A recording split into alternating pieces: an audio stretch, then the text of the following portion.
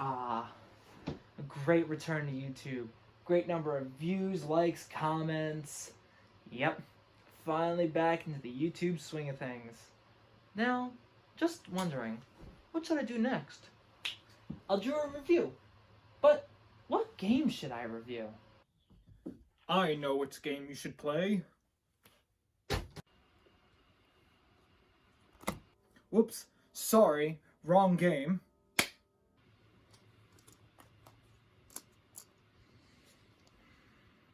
Astral Chain, huh? Well, I wonder how good this game is. It's fantastic.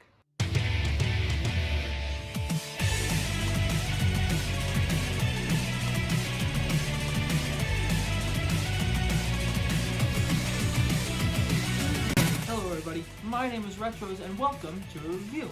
Now, I was very unsure what I wanted to do for my first review, but after just beating Astral Chain, I have my heart set on this video. For those of you who don't know what Astral Chain is an action-adventure beat-em-up made by Nintendo, where you take the role as a special force police officer to save the entire human race from a bunch of aliens called the Chimeras. Now, I'm going to go more in depth in just a couple of minutes, but this is your first spoiler warning.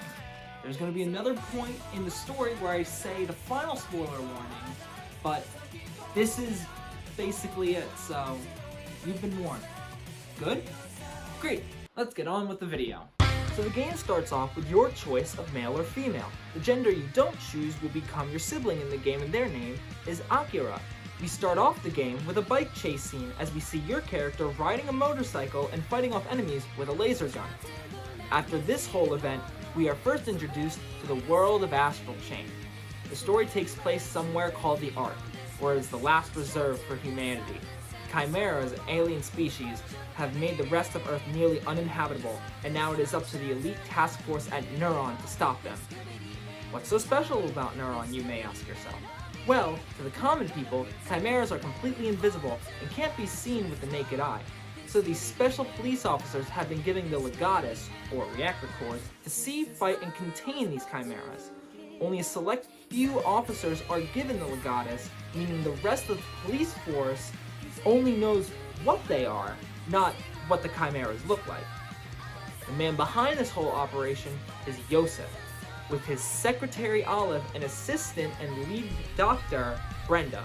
Neuron's main task force and the characters you will be interacting with most throughout this story are consisted of Max, who is your father, Alicia, Jin, and Akira, each assigned their own different legion with their own set of abilities and powers. The team is fantastic and instantly get along well, until Chapter 1 hits and everyone is thrown into the astral plane where all of your legions unchain and start going crazy. But since you are the main character, you are strong enough to control yours. After kicking its butt, of course. Everyone is told to escape, while Max stays back to defend the Ark and dies for it. Wow, 15 minutes in and you already have main character death. I have high hopes for this game. Along the way, you meet a woman named Jenna, who has been missing for 20 years and has reappeared as the main villain and is a terrorist. Her whole plan is to save the Earth, but in her way. By everyone succumbing to her and the chimeras to die and to save the human race. I don't see no flaws here. Perfect plan.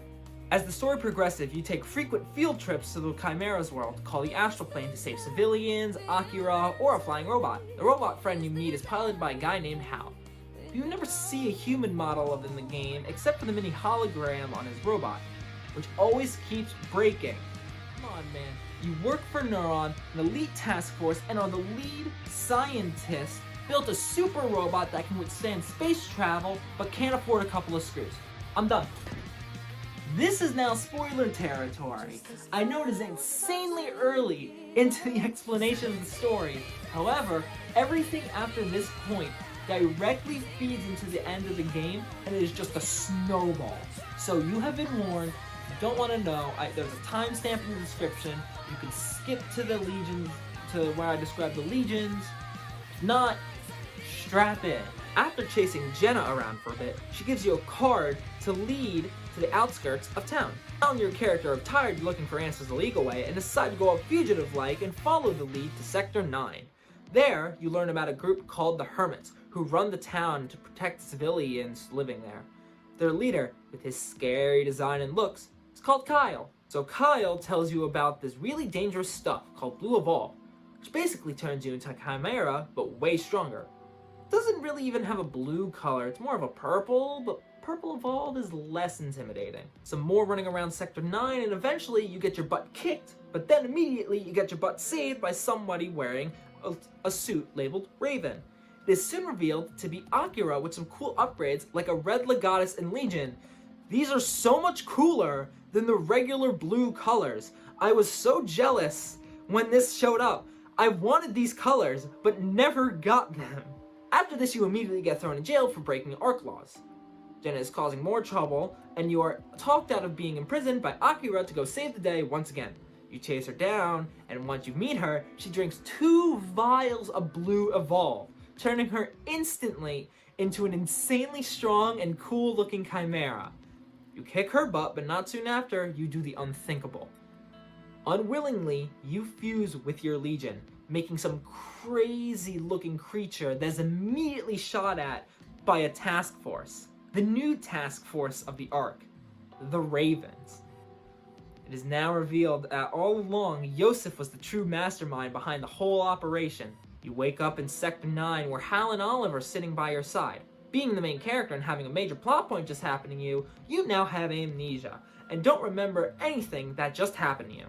So you soon learn that you, Olive, Brenda, and Hal are all now fugitives and can't return to the ARC or else you die. But Brenda is missing, so you have to go save her. Some more creeping around the sewers with Olive brings you to an open sewer room perfectly built for fights. You reunite with Brenda when Akira shows up to talk to you and to try to convince everyone to come back to Neuron. Everyone says no, but after this short exchange, a bunch of Raven soldiers show up and start instantly kicking your butt out of nowhere. After an intense horde fight, Yosef tells the group through the intercom that the Raven Task Force is a bunch of clones of Akira this whole time. That is a twist, people. I actually I jumped out of my chair when I saw that. I was not expecting that. I thought it was gonna be Jin or Alicia or somebody, but they're clones. That's awesome. Akira loses her cool and fuses with her Legion, then causing you to fuse with your Legion to save her. Possibly one of the greatest fights in video game history I've ever played. So you kick her butt, head back to Sector 9, and plan to take it straight to Yosef. You show up at a hospital, trudge your way through enemies, and an entire hall of Akira clones. After an intense fight with them, you make it to the top of the final showdown with the man himself. He tosses out a bunch of these Chimera cubes with mock legions, which you clap because they're weak. Then he calls out an entire squad of Akira clones, which instantly start killing themselves and turning into Legion monsters like you and Akira did. Meaning that the time it took you and Akira to transform, get back to Sector 9, and get to Yosef, he programmed in every single one of those clones the ability to do what you did, but better. This man is truly a threat to society, which is why he instantly starts sending them into a giant cube in the sky, brings it down, and absorbs it. He's insane. This man is insane. When absorbing the cube, Yosef becomes probably the coolest final boss I have ever seen. Noah. You are then tasked to dodge around a couple platforms, and then get sucked into Noah, have to fight his core, get sucked out of Noah, and Noah then transforms into Noah Prime, which is a very humanoid chimera monster. And it is intimidating, and it's scary, so you kick its butt, like every other villain in this game, and have to deliver the final blow. To which Akira reveals they are holding him back from wreaking more havoc on the city. In killing Noah and saving humanity, you kill your sibling as well. So you deliver the final blow and humanity is saved. Celebrations all around! Whew. That was a story. After 13 hours of gameplay, that's what you get. Throughout the game, you control these beings called legions. There are 5 legions in total. being sword, arrow, axe, beast, and axe. Hello everyone, post-edit retros here, and yes, watching this over, I did realize I said axe twice. I meant arm for the third one, not axe. That is my bad. Each with their own special moves, abilities, and combos. Sword is the Legion you first start off with in the game, and it has a pretty basic hack and slash moveset. Their signature ability is being able to hone in and cut fine lines on objects to separate them. And a secondary ability is being able to heal those who are affected with the weird chimera disease. Arrow is next up, and it allows you to hone in and shoot an arrow at stuff far away. That's it. You just shoot. Arm lets you control the Legion yourself and do a cool rush when performing a combo. It also allows you to move around big blocks to press down switches in Astral Plane. Beast looks like a wolf, and it allows you to run around really fast by riding it. It can dig up hidden items on the dirt as well. Axe is the last Legion you get pretty late into the game and gives you a giant barrier to hide in to protect yourself from damage, lasers, gas, and all that other stuff. It is also able to stab its giant axe in small holes to explode them, which isn't practical, but pretty cool. The game consists of 11 chapters, and each send you to a different part of the arc. The main city, the subway station, the mall, and even Sector 9. After every overworld level, you are then tasked to travel to the Astral Plane. You have a couple of mini-boss fights with some big chimeras, and then a final fight with one of the 4 escaped legions. Combat of Astral Chain is the core mechanic, and boy do they do this well. A system built around combos, with every weapon and legion doing something different depending on the combination. You have 3 forms of your main weapon called the X-Baton: gun, staff, and what I like to call bat. Gun is for long range and chip damage poke on enemies that are too far for any of the other modes. Staff is for quick, fast, and lengthy combos for good damage, and bat is slow and strong, doing crazy amounts of damage when it lands an attack. Some other mechanics you use are a little bar indicating how much time your Legion can stay out for. It refills by dealing damage to enemies, and can overcharge by picking up these little red energy spots scattered around the world. In combat and in the overworld, you are able to use the chain attached to your Legion to loop around enemies and people to trap them and hold them still for attack. Other elements like perfect calls and dodges let you do a strong burst of damage really quick with a flash of blue light around your character. Everything from damage, defense, new moves, and add-ons for upgrades is accessible in the menu by pressing the minus button on your controller.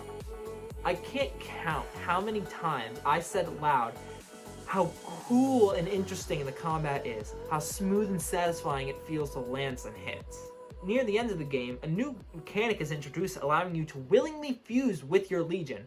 The fusion is set on a timer, does insane amounts of damage, and heals with every attack. All the side quests available in every level are interesting for that sweet, sweet 100%. And the true ending, it's a work of art. The level layout is very even, and with all the tiny nooks and crannies for hidden missions and items, the levels never feel small. Each level feels like its own part of the world and never gets repetitive. Even having to run through the main city for multiple chapters never got old for me. Each time is expanded on the areas you are allowed to go and kept it fresh for the entire game, never seeing really the same location twice. Same with the Astral Plane. It changed up the layout of the levels and the mechanics you use in each to keep it very fresh. The music in this game is so good. The opening theme instantly took my attention when I started playing the game. With the mix of electronic beats and rock and pop vocals, it all mashes so well together. I have an insanely bad problem of putting in my own music while playing games, but I never found that issue with Astral Chain. I enjoyed the soundtrack the whole way through, and every single song had its place in the world and level, each setting the tone for what journey you'll be on next. Now, with all the good in this game, there are still some problems with it. Some mechanics like the skill trees and add-ons are never told to you flat out in the game, and I only found them accidentally by pressing the right trigger on the map screen. Another thing is with the frequent fights with the giant chimera called the homunculus. They get incredibly repetitive and boring after fighting it 3 to 4 times throughout the story. Other things like frame drops and really cool moments, especially near the end with all the lights and colors, just kind of killed the mood for me. And I found that some characters are a bit irritating, like Hal and Jenna, and others are completely forgettable, like Brenda, Jin, and Alicia. This is a more personal than game issue for me, but I found myself having to take frequent breaks in between playing because of how slow the story could feel at sometimes. Astral Chain. What a game. I was mostly speechless through the whole way playing with all the twists and turns and all the level design, the gameplay mechanics. It was a great experience for me. If I had to give this game a score, it'd probably be a 10 out of 10 no-brainer. I enjoyed it the whole way through. Well, that's my review of Astral Chain, everyone. I want to thank again Kevin JSI for letting me borrow his copy of Astral Chain. Thank you so much, man. I enjoyed this game to no end, and it is probably one of the best games I've played of all time, easily up in my top 5, and in my top 5 Switch games. So, if you like this video, why don't you go press that like button and click that subscribe button as well. I don't think you'll regret it. I'm finally back into the swing of things with YouTube more, and I'm finally getting to start uploading more frequently. So, yeah. All the clips and all the music and all that stuff will be credited down in the description. And Kevin JSI's channel will be there if you want to go check out some of his stuff. And yeah, I just want to thank everyone for watching the video, and have a good day.